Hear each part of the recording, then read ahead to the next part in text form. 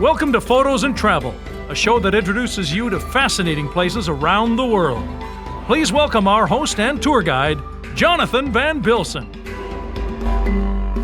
Having traveled to more than 100 countries has given me an opportunity to visit nations which are not traditionally on everyone's travel destination list. The two countries which I thoroughly enjoyed and which we'll highlight in this episode are Belarus and Moldova. Both countries are former Soviet Union nations which gained independence after the fall of the USSR in 1991. After these messages, we'll be back to explore the culture, diverse customs, and fantastic scenery these interesting nations have to offer. At Voss, your independent grocer, it's all about hometown living and shopping. Owned and operated by Port Perry's own Terry and Christine Voss, the independent grocer carries many local items to support our town and its residents. Not all Canadians have the time nor desire to manage their finances, and often that responsibility is up to financial professionals. Our goal is to help Canadian families achieve a happy and successful financial future. Visit us, the McClellan Financial Group of Asante Capital Management.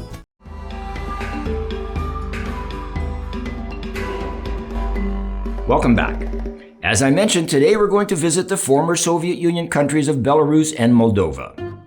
Although I did travel to these nations on two separate trips, it was within 2 years of each other, and getting a glimpse of how communist countries have fared in a democratic society was quite interesting. We'll start our journey with a visit to Moldova, a small country cropped between Romania and Ukraine. I entered Moldova from Romania along with my guide David Jalea, who knew the area very well. En route to Chisinau, the capital city, visions of a struggling economy was evident when I traveled through the countryside.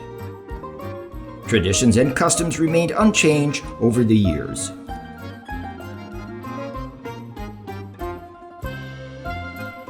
Moldova is a landlocked country. However, in 2005, they reached an agreement with Ukraine which gave them access to the Black Sea.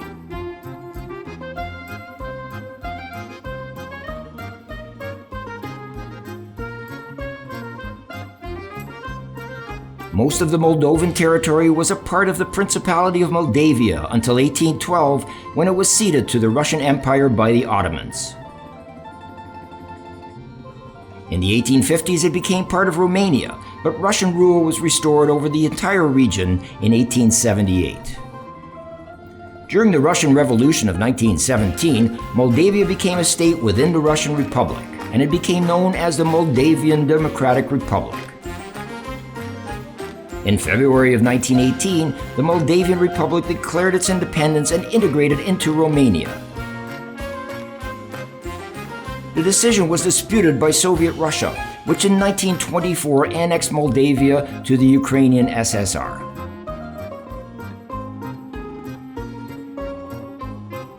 In 1940, the area became the Moldovan Soviet Socialist Republic and was fully integrated into the Soviet Union. When the Soviet Union fell in 1991, the Moldovan SSR claimed independence and renamed itself the Republic of Moldova.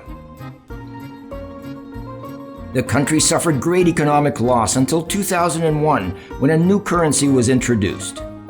Slowly, Moldova began to recover, and inflation was finally being controlled.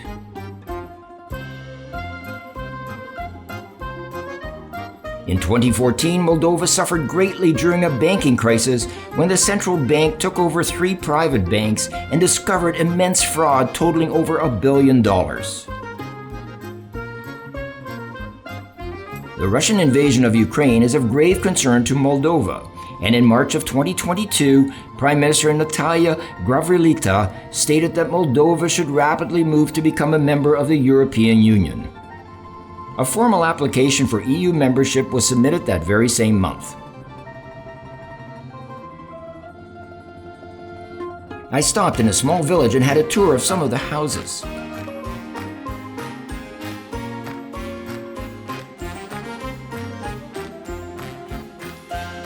This beautifully embroidered cloth shows the first letter of the name of all the people who have lived in this house over the many, many years.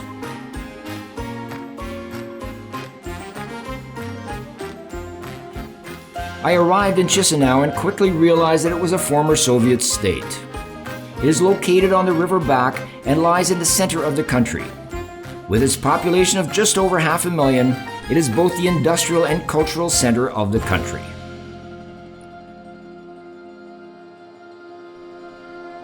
Dendrarium Park is a must for anyone who enjoys strolling through beautiful gardens filled with flowers and foliage.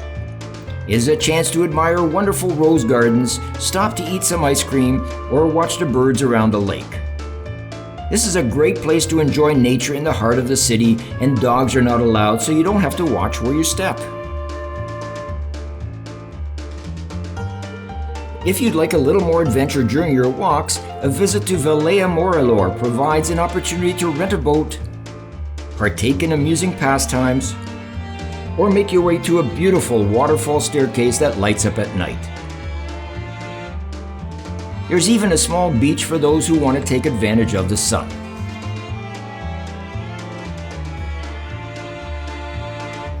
If you're interested in seeing the house where the famous poet Alexander Pushkin stayed for 3 years while living in Chisinau, the Pushkin Museum is one of the only 2 remaining Pushkin houses in the world. With a collection of paintings, sculptures, and editions of some of the works Pushkin wrote, the museum will not disappoint those interested in literature and history. Most of the information is in Russian and Romanian, however there are English translations and a guide will fill in the rest.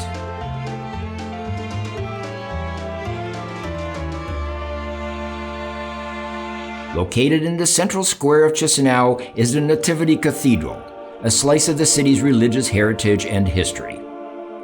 Although very modest on the outside, the inside will reveal intricate and colorful ornaments, traditional icons, and a great wall of shining gold. The cathedral suffered extensive damage during World War II and was used as a convention center in the Soviet era. There is no charge to enter, but being an Orthodox cathedral, men should not wear shorts and women must wear headscarves as well as modest clothing. The cathedral dates back to the 1830s and was rebuilt in 1997 to its original splendor.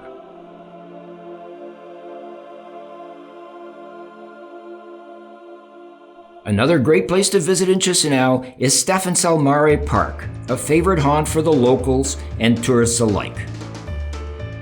The special feature of the park is the Alley of Classics, a laneway decorated with busts of literary figures and political leaders from Moldova. The huge water fountain inside the park is also a great place to sit and enjoy a local beverage.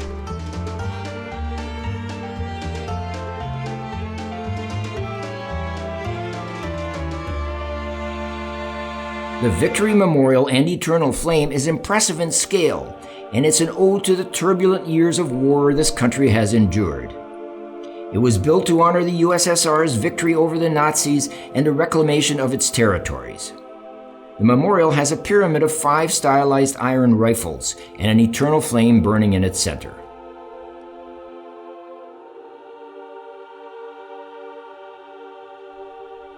It's easy to see the splendor of some of the old houses which unfortunately have deteriorated over time.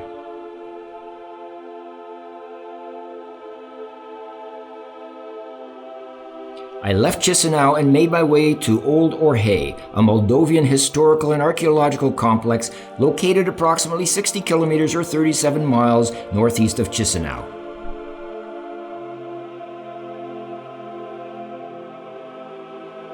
The Orthodox monastery is still inhabited by a handful of monks who maintain the church at the top of the hill.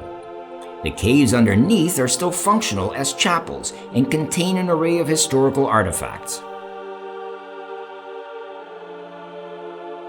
Slavonic inscriptions dating back from the 1690s indicate the locals hid in the monastery in an effort to evade the Ottomans in the 1600s.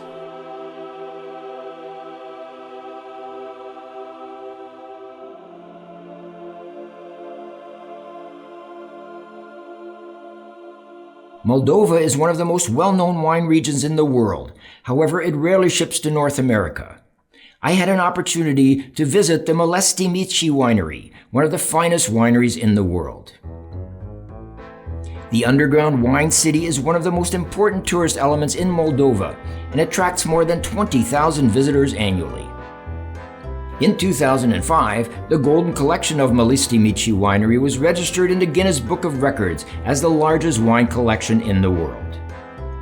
It contains over 2 million bottles of wine, highly appreciated by winemakers from all over the globe. The wines stored here are made from crops of various years and are made according to old Moldavian traditions. You can feel the sunshine and the power of the earth in every drop you taste. I was extremely fortunate to be able to wander through some of the dark avenues and streets, where rows upon rows of large barrels and precious bottles have been carefully laid down. The bottles, covered with spider webs and sealed with wax, give you the feeling that you've been transported into another strange and beautiful world in a bygone era.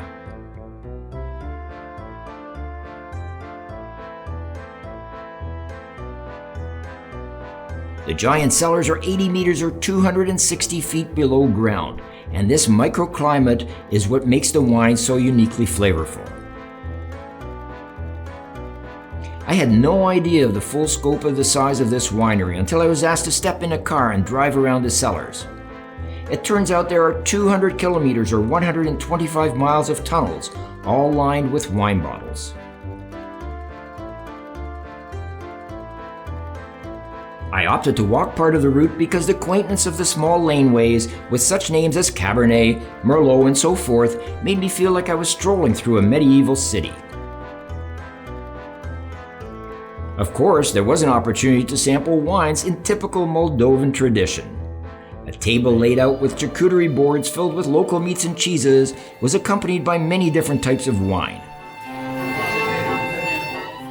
The highlight of the evening came when several musicians began to entertain our table, and I learned several new songs as well as a few old ones from my newfound comrades.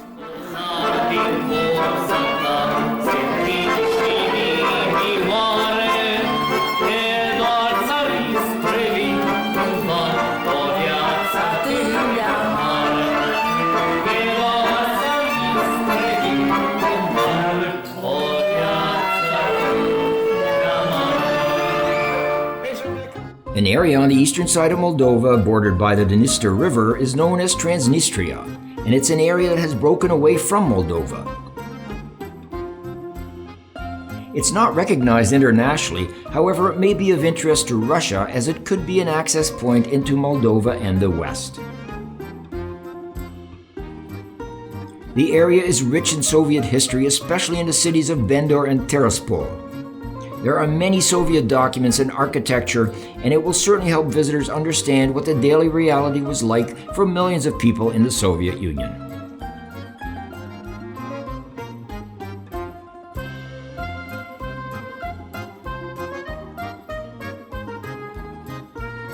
Visiting Moldova was an extremely interesting experience. I was not sure what to expect, but thoroughly enjoyed all the sights and attractions. I was surprised that my hotel was a Best Western, which had been recently renovated with all the most modern amenities.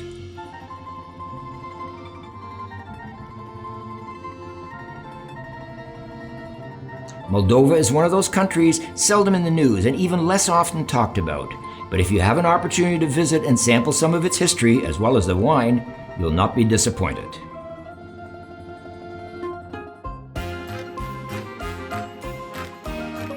Touring Moldova gave me a taste of what life is like for people from the former Soviet era and how difficult the transition to democracy must be, something that many of us take for granted. I was excited to visit my next former Soviet country of Belarus, which we'll explore right after these messages.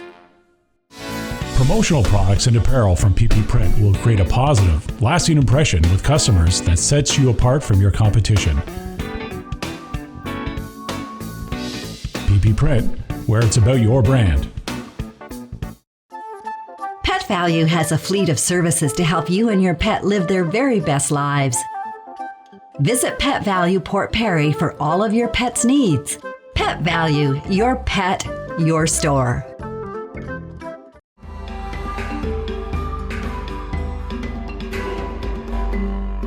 Welcome back. Having a good understanding of how life in the former Soviet Union was, I ventured on to my next destination of Belarus, another former state in the Soviet Union. Although the country is now an independent nation, it has extremely strong ties to its neighbor and largest trading partner, Russia. I met my guide Andrei Burdenkopf, who is extremely knowledgeable, and we immediately set off to explore this wonderful country.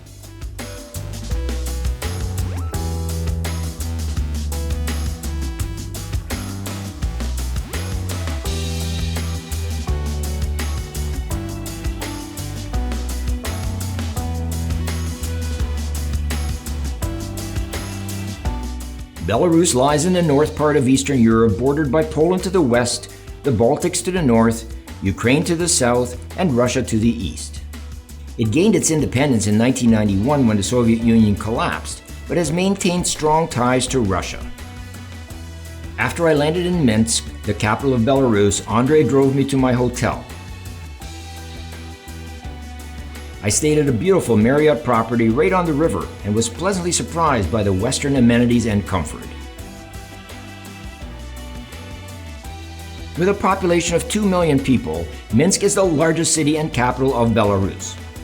It is easy to navigate on foot, especially when the weather is nice. My first stop was the old city hall located on Freedom Square. The history of the city hall dates back to the 16th century when it was first established. It was demolished in 1857, but reconstruction of the original building was started in 1984. It took 15 years for architects to study the historical details of the original building, and it was reopened in 2004 with limited access to the public. Located next to the City Hall is a bronze statue of the first mayor of Minsk, offering the key to the city to all visitors.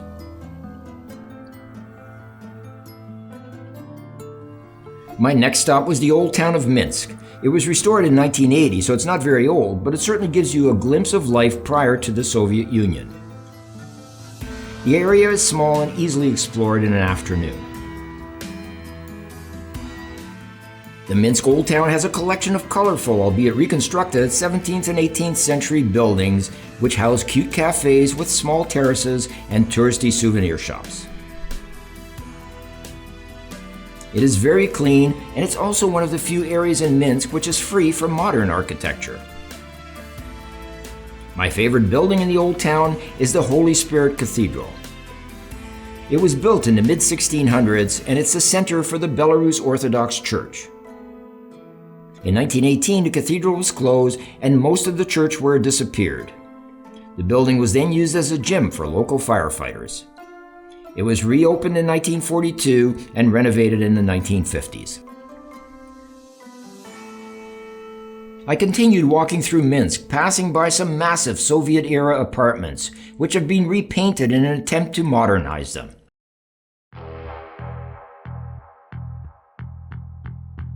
The little road seen here is the site of the first automobile accident in Minsk. I stopped to admire this building, the Central House of Officers, which is also known as the Army Palace. It is a former Red Army building which currently serves as the main cultural institution of the Belarusian Armed Forces. Events which take place here include weddings, concerts, musical and theatrical performances, and lectures. I decided to walk along the Grand Independence Avenue, the central avenue of Minsk. It's a fantastic street and it's 15 kilometers or 9 miles in length. It connects 5 of the most important squares in Minsk. The Grand Independence Avenue is one of the longest streets in Europe and is currently being considered for UNESCO World Heritage status. The architecture of this beautiful building does not match the style of the Soviet era during which it was constructed. It's the Trade Union Palace of Culture and opened its doors in 1956. It continues to host outstanding performances, and every year, visitors may indulge in the roughly 700 or so events that are featured here. It's not uncommon for hundreds of people to flock to this palace on any given day. Another surprisingly interesting building in Minsk is the imposing Soviet-style building in the very center of the city. Known as the Palace of the Republic, it's now used for conventions, concerts, and symphonies. Construction began on this monstrosity in 1985, but it came to a halt during the fall of the Soviet Union, and it only became fully operational in 2001. The fact that it looks like a classic Soviet mausoleum speaks to the mindset of President Alexander Lukashenko and his desire to keep things the way they were. There's even a luxurious bunker shelter and a tunnel to the president's administration under the building.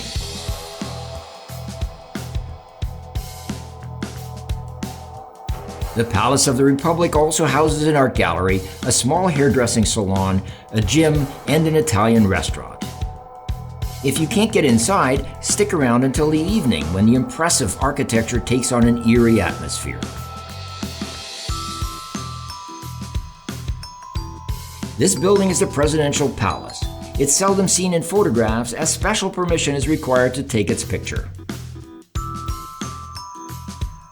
The State Security Committee of the Republic of Belarus is the national intelligence agency of Belarus and one of the few intelligence agencies that kept the Russian name KGB after the dissolution of the Soviet Union. This is their headquarters in the northwest corner of Independence Square. No doubt its strategic positioning is done on purpose to remind the people of the power and influence this organization still controls.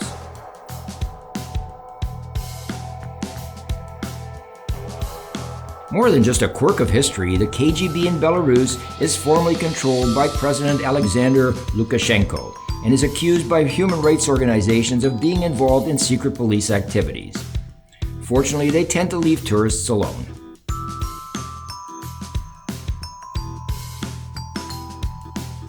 It is not recommended to stand and continuously photograph this ominous yellow neoclassical building, which takes up an entire city block. Across the street, there's a small park with a bust of the infamous Felix Dzerzhinsky, who was born in Belarus and founded the Cheka, the original Bolshevik intelligence police and pre-KGB establishment in the Soviet Union.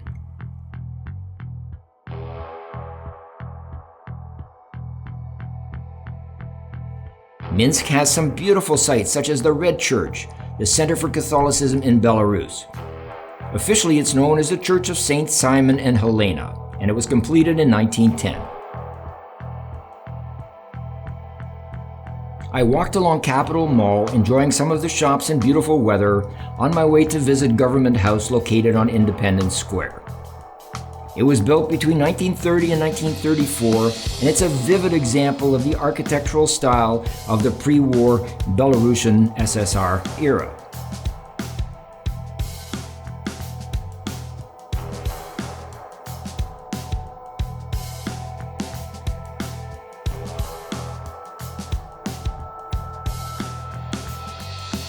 The National Library building is an architectural marvel. It was built in 2010 and houses the largest collection of Belarusian printed materials and a third largest collection in the world of books in the Russian language.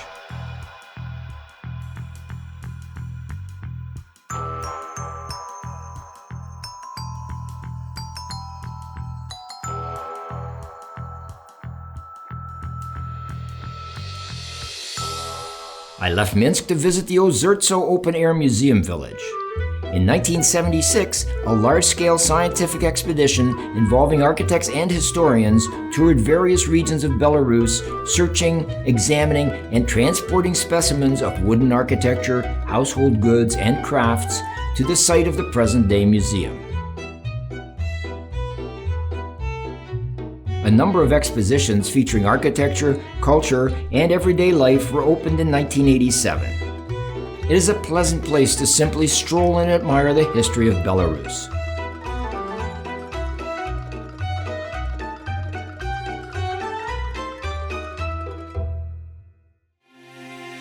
My next stop was the city of Niezviz and the famous palace located there.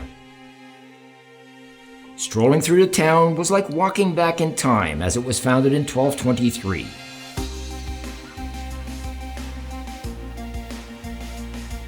The castle was erected in 1583 and is being restored to much of its original state.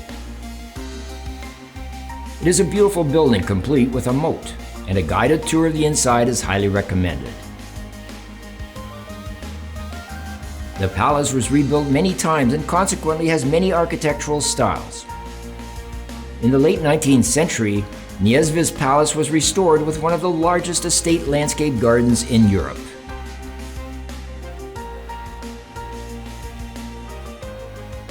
After World War II, the palace was used as a sanatorium and the gardens became neglected.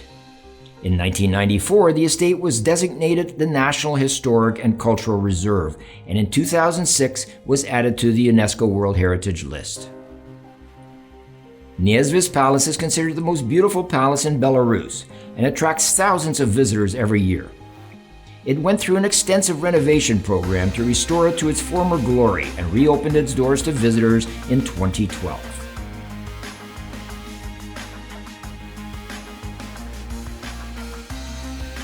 My last stop in Belarus was the picturesque village of Mir. I went there to visit the famous castle of the same name, but was intrigued by the village itself. Picturesque houses painted in vivid colors and adorned with artistic elements all had beautiful gardens with brightly colored flowers.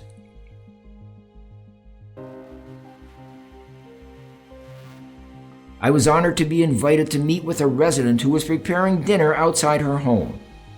Through Orhay, my guide, who translated for me, I had a great conversation about the way of life in the small village in Belarus.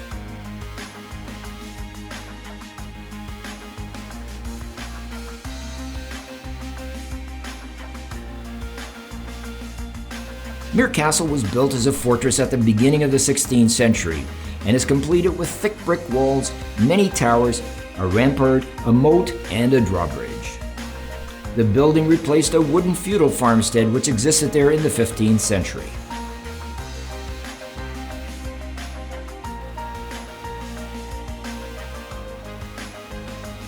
From 1569 until 1813, the town of Mir and the huge estate surrounding it were owned by the same family who owned the palace we just saw in Niezvi's.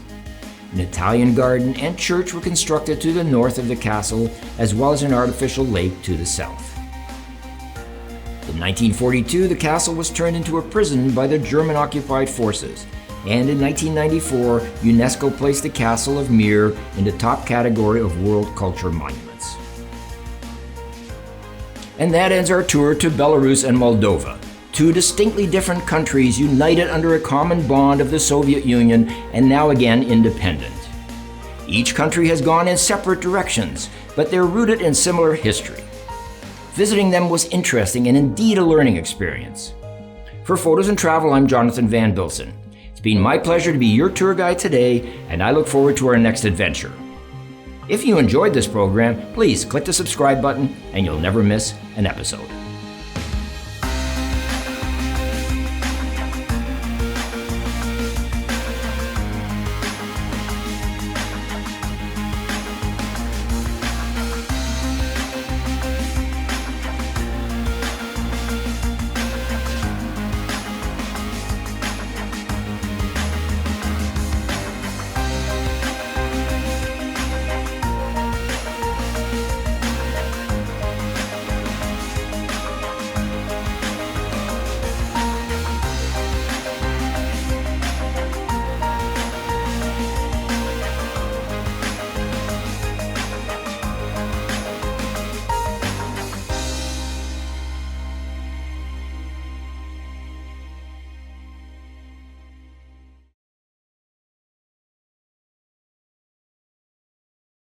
Want to know what's happening in Skugog? News and lifestyle, changes in business, and all the entertainment information you'll ever need. Plus, each edition has a new photosNtravel article. Look for your next copy in your mailbox. As our communities begin the slow road to reopening, there are still issues needing closure. In these crazy times, let us be a roadmap to community events and issues we face together. TheStandardNewspaper.ca, raising the standard in our community.